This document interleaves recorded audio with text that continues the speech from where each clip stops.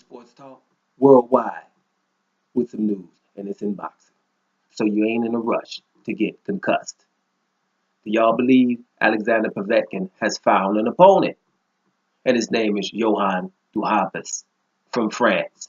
Yes, that name, that guy who fought Deontay Wilder to 11 rounds, lost by TKO, but gave him all he needed in that fight. And you saw that he was able to take a punch. Well, after that loss, he went over to Finland to fight an undefeated Robert Helenius and knocked him out in 6 rounds. Okay? Undefeated Robert Helenius. Just check out who that was. So that just shows his resilience. The losses he had, he lost to a guy named Tepper from Germany. But Tepper was found to have a whole boatload of dope in his house. They found pretty much everything. So, you can lose him, and that fight was controversial. Most people think he should at least had a draw, if not won that fight. So I'm just saying the guy is of pretty good caliber, right? What is he here? He's number 4 in the IBF, right? And he's number 4 in the WBC, both recognized sanctioning bodies, right? In the top 5 of 2 of them, right? So going back to if Wilder has fought anybody, this would qualify as anybody, right? Because all of a sudden he's a credible opponent.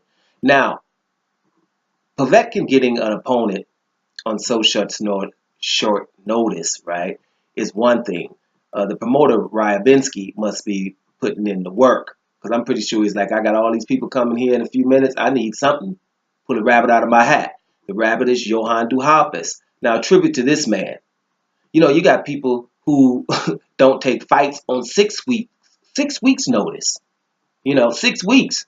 People don't want to take fights. That's not enough notice. I think Fury didn't want to fight Wilder or something like that.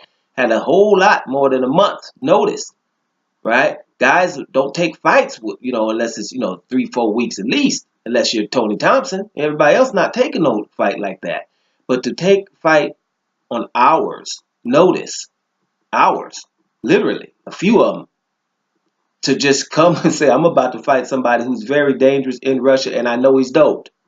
Right? It had to be a whole lot of money involved, but it's a whole lot of heart too, because you just don't do that. You have to have a lot of confidence in yourself. Self-belief is up there. You know what I mean? So tribute, hats off to Duhaupas, first of all, right, for that.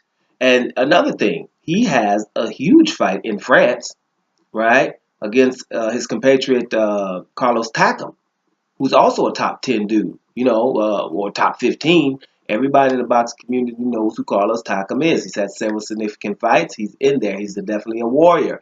Him and Duhaupas in France to find out who's the best in France. I'm pretty sure that is huge there. The domestic dust up.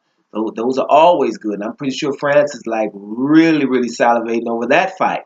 And that fight was sometime in January. I'm not sure of the date, but it was sometime in January. So to put that in jeopardy, well, pretty much say I'm going to take this fight in Russia right here.